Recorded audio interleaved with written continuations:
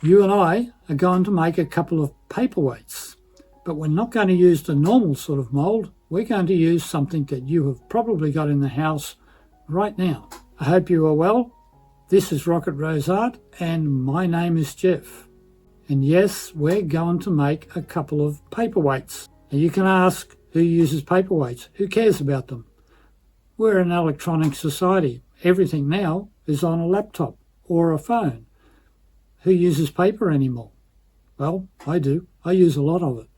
And I use paperweights because sometimes you're going around with that vacuum cleaner and all of a sudden everything's gone. What do you need? A paperweight. And on top of that, there are a lot of people that collect paperweights and they make great little gifts. So paperweights are not obsolete, not quite yet. Now, as I said, we are going to use something you have probably got in the house right now as the mould, and I'll get into that very shortly. But stay to the end of the video because I have something that will really surprise you, and it is to do with paperweights. Just quickly, if you want to help support the channel, which would be very appreciated, consider either making a donation through that thanks button down there, or think about becoming a member. There are extra benefits for memberships, and I think you'll find them very interesting. Now, if you're in Australia and you're looking for bullseye glass, which is COE 90, I do have some available on my website. That's rocketroseart.com. They are just small little hobby squares, and I do have a range of transparent and opal, and I am listing more as I can. So go and have a look. They're suitable if you do, say, microwave kiln working. They'll be very suitable for that. So let's get into making a couple of paperweights.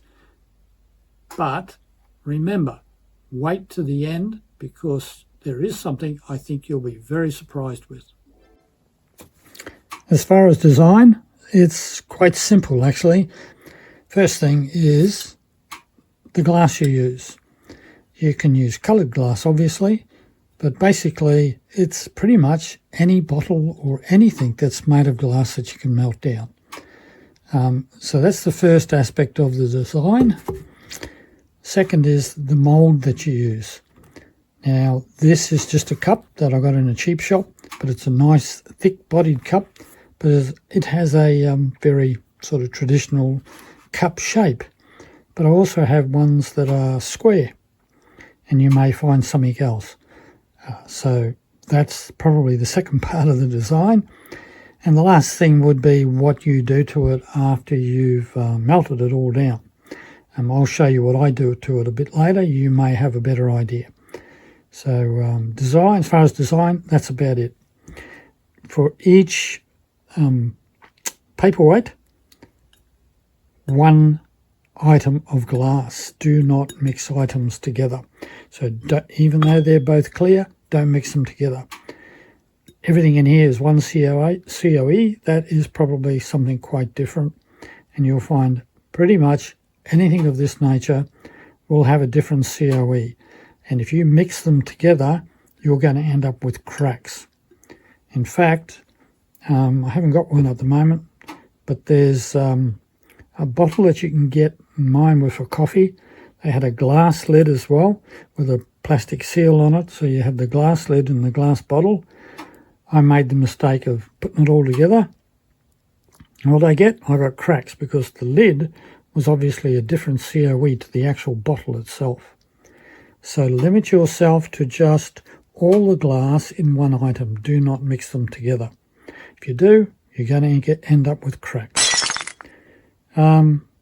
What else can I tell you? So as far as materials are concerned, that's the material you will be using. And it's not limited. There are a lot of different items you can get that you can melt down, not just bottles. Obviously bottles, there's different colours, but there are other things like even things like glass plates. You can get them, smash them up and melt them down. So if you go into a cheap shop or a second-hand shop and look around, you'll find there's a lot of glass items, and some of them have really nice tints to them that you should be able to melt down. So that's your materials. Your equipment is just your mould, really, and if you want to do cold working at the end, whatever you want to do to it. So make sure your moulds are nice and thick and strong, and make sure you test them before you actually use them. So put them in your kiln, take it up to the temperature you're going to use to melt the glass. I'm taking this up to about 850 from memory, so it's going to be a high temperature. The temperature shouldn't be a problem if it's nice and thick. Make sure there are no cracks in it anywhere. Cracks or chips, don't use it. You don't want to compromise it at all. That's not a chip, by the way. And there are no cracks in these. These were actually new when I bought them. Having said that, I still did thoroughly examine them, and I also tested them in the kiln. So I took them right up to a temperature that I'm going to use them at, and I held it there for about as long as it would take to actually melt all this glass down. So that's about it as far as your design, your materials, and your equipment. Now, next thing, we got to smash up some glass. I will finish cleaning these, and then I'll show you how I smash them up. This is my way of doing it. You may have a better way of doing it. It doesn't really matter. Just keep the glass as clean as you can. You don't want any little bits of rock or anything like that in there, because it'll show up. You may actually like that in your paperweights, but yeah, totally up to you how you do it. This is the way I do it. I've just got the bottle wrapped in a lot of thick paper, and I'm going to start the process holding it over because I don't want glass flying everywhere. Just crack it up, basically. There we go. Then I'll try and keep it all together as best as possible. Smash it up a bit more.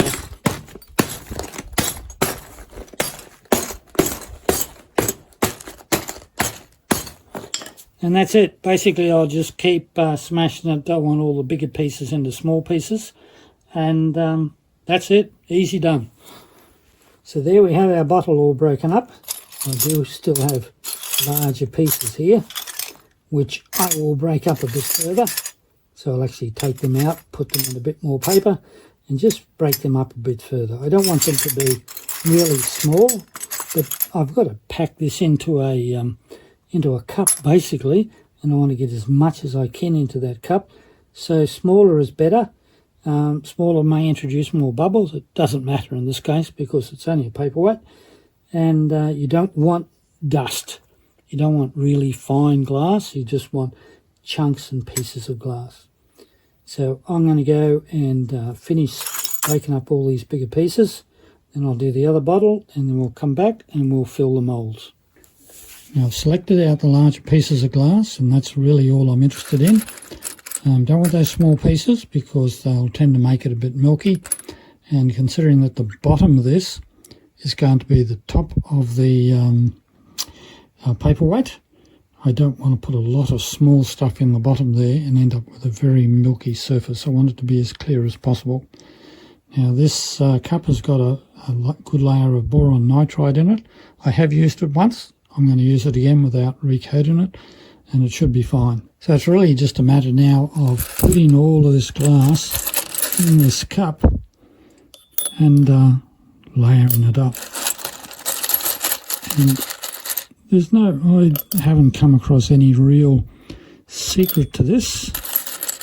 Get the pieces reasonable sizes, don't make them too small, and then just put them all in. Try and get in as much as you can, basically.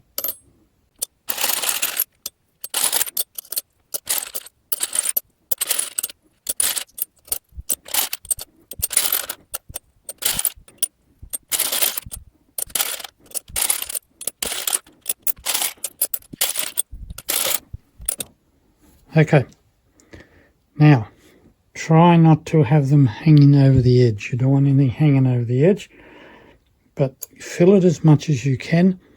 It will melt down, it'll soften and all melt down, and you will get bubbles in there. So you're not going to get bubbles even though you do a bubble squeeze. You're still not going to get bubbles. Something you need to be aware of is that as far as the temperature is concerned, it's a little bit up in the air because you don't know what the COE is, and even if you've done one of these before, the next one can be different. So I'll just be taking it up to about, I think it was 850 I took up the last one, and hold it there until I'm happy that it's all melted down. It takes a little while. I can't remember how long it took last time, but don't worry, I will put a schedule in, and so you can use that as a guide.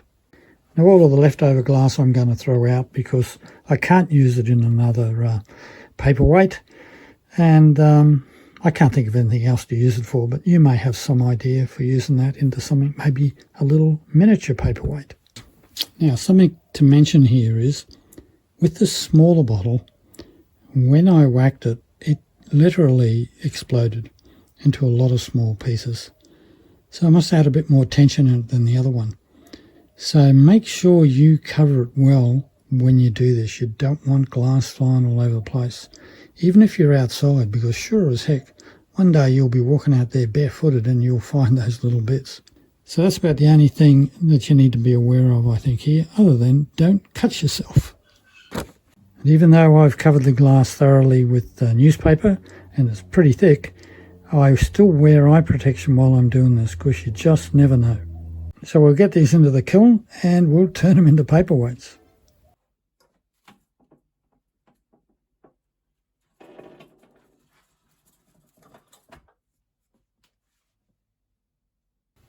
The paperweights are done, and I'll just show you these. Now, this is milky inside because that's the way some glass comes out, and if you can see there, very typical, it has a lot of Devet and that on the top. But it's still, if you can see inside, very interesting inside. That's the smaller one. This is the larger one. You can sort of see the bubbles in there.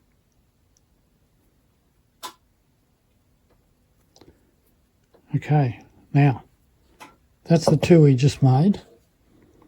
But here's an example of another one that I had done, prepared earlier. You can see it's got a green tint, but it's a lot clearer. You can see all the bubbles inside, so it makes a much more interesting piece. Then we've got another one here that I fire polished, and that's this one. It's flattened more, but it's got a much better polish on the top. Still very milky inside, and we've got a bubble there, but that just adds to the character of it. I was going to show you another one that was made out of a coffee jar, which I talked about, and it come out really clear, but I haven't got it, and I don't know where it is. But it does depend upon the glass you're using. Some things will come out really clear, some things will have a bit more of a muddy, well, not so much muddy, but a sort of milky appearance inside. Hope you can see all that.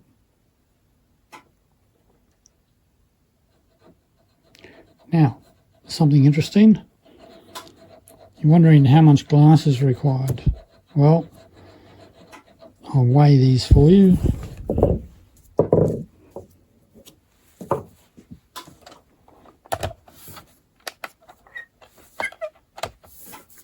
So these are the ones we just made. This is the bigger one. 264, 268 grams. The smaller one, 211. And this one that was being fire polished, which was bigger, 318. So that's about how much glass you'll need to do it in these cups. And that's going to depend, of course, upon what you use. But it gives you an idea of amount of glass. And if you are using art glass, which is going to be more costly, of course, this is a sheet of transparent. I think it's about 250 by 270, something like that. Handy sheet. They weigh Hopefully you can see that. Here we go. Around 600 grams. So you can see out of that, and here's an opal one. Same sort of weight.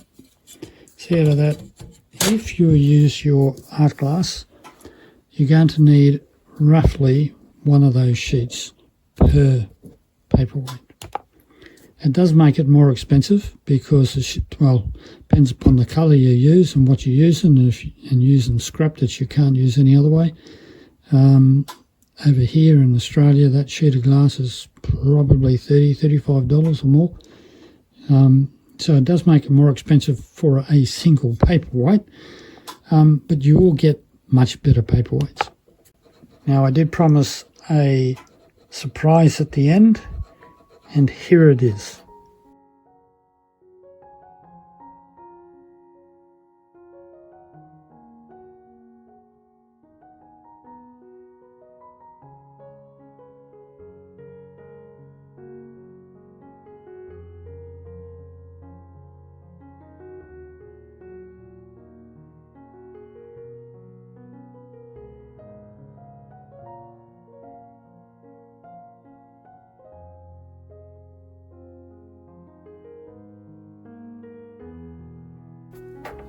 You didn't see that one coming, did you? That is a beautiful paperweight, and that gives you a good idea of what you can do with this process. What I've shown you with the bottles is a nice cheap way of doing something, and you can make it really attractive, and it's very interesting to people to look in and see all those bubbles. But you can also use your art glass, and if you think about it, you can do a lot of interesting things with that art glass, and that one uses dichroic glass. Now, I haven't shown you how to make that, but I have given you enough information that you can work out how to make one of those. I love that. I think that that dichroic one is amazing, and everybody I've shown it to thinks it's amazing as well. So think about using your art glass. I know it's going to be more expensive than just bottles, but you will get some amazing results with that. Think about the reactions that you can get between glasses, and combining opal glass and transparent glasses, not just dichroic, iridescent glasses. A lot of opportunity there to make some really interesting pieces. Now, I'd love to have your comments, so make sure you put them in the comment section below. And if you've got any questions about it, put them in there and I'll do my best to answer them. I hope you enjoyed that. Now, if you're thinking about becoming a member, there's a playlist up there of member-only videos, as well as a button where you can find out more information. Down the bottom down here, we got a suggested video just for you, as well as a subscribe button. That's it for this one, and I'll see you in the next video. Bye for now.